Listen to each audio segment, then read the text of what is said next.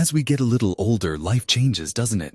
Our bodies feel different, things slow down a bit, and we start thinking about health in ways we perhaps didn't before. We focus on diet, exercise, getting enough sleep, all the things that help us stay sharp and active. But there are some aspects of our personal lives, particularly for men, that aren't talked about quite as openly, even though they're a perfectly natural part of being human. And sometimes, because we don't talk about them, we might be making choices or falling into habits without realizing they could actually be causing us some quiet harm, especially after 60. It's a subject that might feel a bit sensitive to bring up, but doctors are starting to notice patterns, common oversights that older men might be making when it comes to their intimate health, specifically relating to masturbation. It's not about judging or saying it's wrong, not at all. It's about shedding light on potential pitfalls that could lead to discomfort, injury, or even mask more serious health issues. These aren't things you'd necessarily see headlines about, but they are real concerns that can impact your physical well-being and peace of mind. In this video, we're going to explore some of these less discussed aspects, things you might not have considered, that could be causing issues. We'll look at some common habits or lack thereof that doctors are noticing, and offer simple, practical ways to approach this part of your life safely and healthily as you age. You'll discover that a little awareness and a few small adjustments can make a world of difference. Make sure you watch right to the very end, because I'll share something that might truly surprise you about this topic. Now, let's gently step into the first area where men after 60 might unintentionally run into trouble. It often boils down to simply not listening to your body, or perhaps expecting your body to perform or feel exactly the same way it did decades ago. Our bodies are remarkable. They adapt and change, but they also send us signals, and sometimes in the rush of the moment or out of habit, we might ignore those signals. One of the most common oversights doctors see relates to pushing through pain or discomfort. You might feel a twinge, a strain, or just a general achiness, but you dismiss it, thinking it's just minor or temporary. In younger years, tissues are often more elastic. They recover faster. But as we age, tissues can become less flexible, blood flow might not be as robust, and injuries can happen more easily and take longer to heal. What might have been a minor irritation in your 30s or 40s could turn into a persistent problem after 60.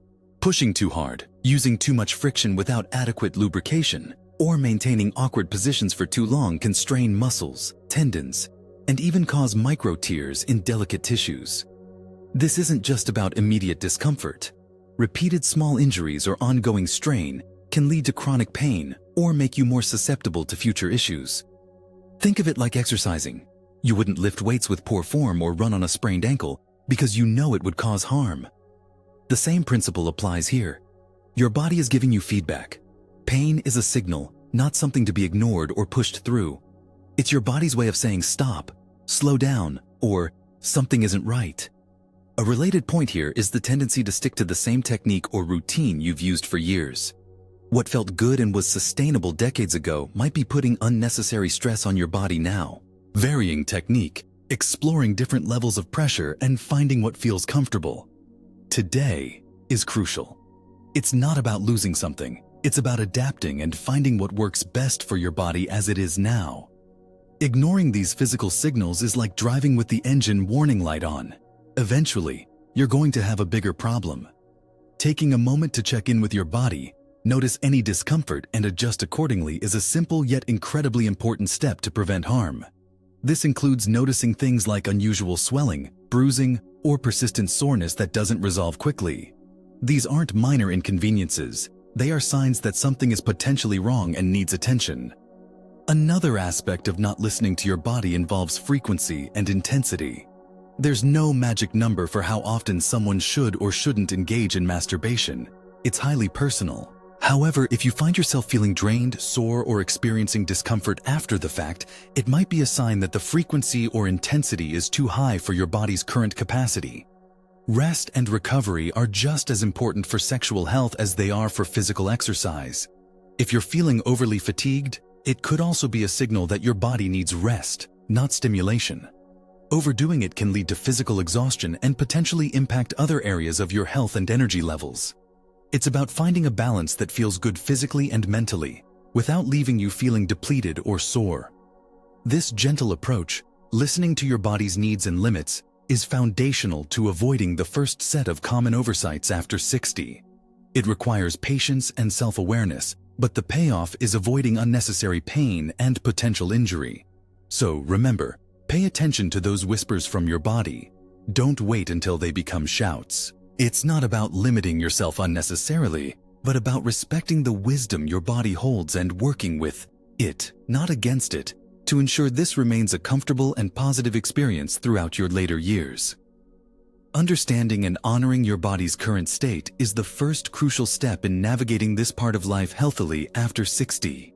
Now that we've talked about the importance of listening to your body's signals and avoiding pushing through discomfort or relying solely on old habits, let's move on to another area that can silently cause issues: overlooking the simple yet critical role of hydration and circulation. It might not seem directly related, but proper hydration and healthy blood flow are absolutely fundamental to the health of all your body's tissues, including those involved in sexual function. Think of it like this: your body is like a complex plumbing system. If the pipes aren't well maintained, the fluid can't flow efficiently, and things start to stiffen up or become brittle. Dehydration, even mild dehydration, can affect the elasticity and lubrication of tissues throughout the body. For intimate tissues, this can mean increased fragility, less natural lubrication, and a higher risk of irritation, friction burns, or small tears during activity. If you're not drinking enough water throughout the day, your body simply can't produce the necessary moisture to keep everything supple and functioning smoothly. Many older adults don't realize they are mildly dehydrated, perhaps because their thirst signals aren't as strong as they used to be, or they're limiting fluids for other reasons. Making a conscious effort to stay well hydrated throughout the day is one of the easiest and most impactful things you can do for overall tissue health, including in the areas we're discussing. Aim for regular water intake throughout the day, not just when you feel thirsty. Similarly, good circulation is vital. Healthy blood flow brings oxygen and nutrients to tissues and helps remove waste products.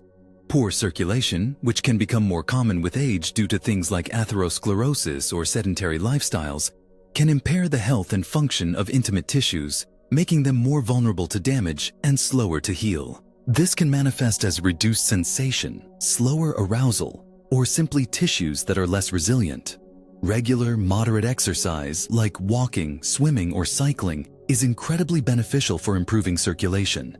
It strengthens the cardiovascular system and helps ensure blood is flowing freely throughout your body.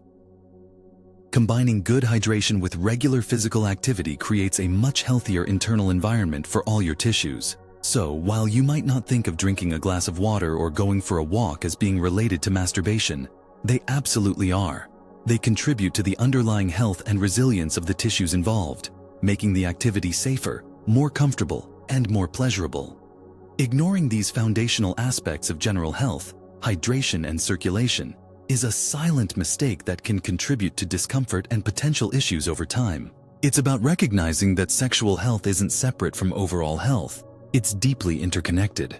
Making simple, consistent efforts in these areas can make a significant difference in maintaining comfortable and healthy intimate activity as you age. Another oversight that ties into physical comfort is the use or lack thereof of appropriate lubrication. As men age, natural lubrication can decrease. Relying on insufficient natural moisture or using inappropriate substances can lead to excessive friction, which, as we discussed earlier, increases the risk of irritation, chafing, and micro-tears. Using body-safe, water-based, or silicone-based lubricants can drastically reduce friction and make the experience much more comfortable and safe. It's not a sign of failure or something to be embarrassed about. It's a practical adjustment that acknowledges the body's changes with age and ensures tissues are protected. Using things not intended as lubricants like hand lotions or oils can introduce chemicals that irritate sensitive skin or even disrupt the natural bacterial balance, potentially leading to infections. Checking the ingredients and opting for products specifically designed as personal lubricants is a small but crucial step in preventing harm. Furthermore, sometimes men fall into a pattern of focusing solely on one type of stimulation, perhaps the kind they used in their younger years, which might have been focused heavily on speed or specific pressure points. This can potentially lead to a sort of desensitization over time, where that specific type of stimulation becomes less effective or satisfying, pushing individuals to use more force or intensity, which brings us back to the risk of injury. Exploring different techniques, varying pressure, and paying attention to other sensitive areas can not only enhance pleasure but also reduce the stress on any single area, promoting healthier tissue response and avoiding overuse injury. It's about broadening your understanding of pleasure and responsiveness as your body changes, rather than trying to force the same old methods onto a new physiological reality. This exploration can be a very positive and rewarding part of understanding your body as you age. It shifts the focus from a singular, potentially damaging approach to a more holistic and body-aware practice. Ignoring the need for lubrication, using the wrong kind, or sticking rigidly to one technique are common, often unconscious, mistakes that can lead to preventable discomfort and potential harm. These are simple things to address with a little awareness and willingness to adapt. Continuing our conversation about navigating intimate health after 60, let's consider a mistake that isn't about the physical act itself, but rather how it fits into the broader picture of your life and health. It's the potential for masturbation to become a replacement for other forms of intimacy, connection, or even healthy activities, leading to a more isolated lifestyle. While masturbation is a normal and healthy part of human sexuality that can provide pleasure and stress relief, especially when partnered intimacy isn't available or desired, relying on it exclusively and allowing it to consume significant time or attention that would otherwise be spent on social interactions, hobbies, exercise, or maintaining a relationship can be subtly detrimental. It's not that the act itself is harmful in this context, but the pattern of behavior can lead to social withdrawal, feelings of loneliness, or neglecting other aspects of well-being that are crucial for healthy aging. Humans are social creatures, and maintaining connections with friends, family, or community is vital for mental and emotional health.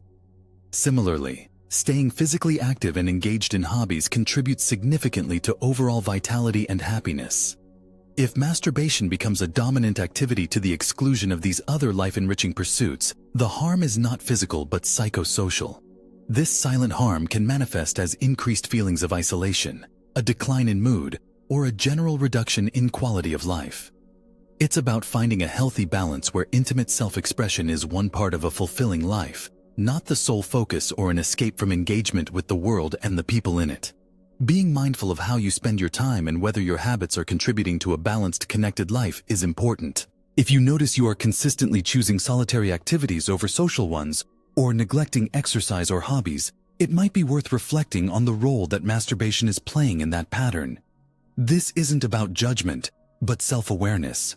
It's about ensuring that this aspect of your life is contributing positively to your overall well-being, not inadvertently detracting from it by facilitating isolation. Finally, and perhaps most importantly, one of the biggest silent mistakes older men make is ignoring pain, discomfort, or changes in function and not discussing them with a doctor. Many men attribute changes in sexual function or any related discomfort simply to getting older and feel too embarrassed to bring it up with their healthcare provider. However, these symptoms can sometimes be early warning signs of underlying health conditions that need attention. Issues like erectile dysfunction, changes in sensation, pain during or after activity, or persistent discomfort in the genital area can be linked to conditions such as cardiovascular disease, diabetes, neurological problems, hormonal imbalances, or even prostate issues. Avoiding a conversation with your doctor means potentially missing an opportunity to diagnose and treat a serious condition early. Doctors are medical professionals who are used to discussing all aspects of health, including sexual health. They can offer reassurance, identify if there is a medical issue contributing to your symptoms, and provide guidance or treatment. Dismissing concerning symptoms as just age-related is a significant oversight that can have consequences far beyond intimate comfort. It could mean delaying crucial medical care for a potentially life-threatening condition. Being open and honest with your doctor about any changes or concerns you have is a sign of strength and proactive health management, not something to be ashamed of. It's vital to remember that symptoms like pain, unusual swelling, persistent soreness, or significant changes in function are not always just part of getting older. They warrant medical evaluation to rule out underlying health problems. Your doctor can help you understand what is normal for your age and what might require further investigation or intervention. Taking this step is perhaps the most important way to avoid silent harm. It ensures that your intimate health is viewed within the context of your overall physical well-being, and that any potential health issues are identified and addressed promptly. So we've talked about several areas where unintentional oversights can occur when it comes to intimate health after 60. We've covered the importance of truly listening to your body and not pushing through discomfort, recognizing that pain is a signal that shouldn't be ignored and that adapting your technique is key. We've also discussed how fundamental general health factors like hydration and good circulation are to the resilience and comfort of intimate tissues, and how easy it is to overlook their importance. The necessity of using appropriate lubrication to prevent friction and damage, and avoiding inappropriate substances was another crucial point. We also touched upon the potential for masturbation patterns to lead to social isolation if not balanced with other life-enriching activities and connections. And finally, the critical point about not ignoring pain, discomfort, or changes in function, and the vital need to discuss these with a healthcare professional to rule out underlying medical conditions. None of this is about making you feel guilty or wrong. It's about empowering you with information so you can make informed choices about your own health and well-being.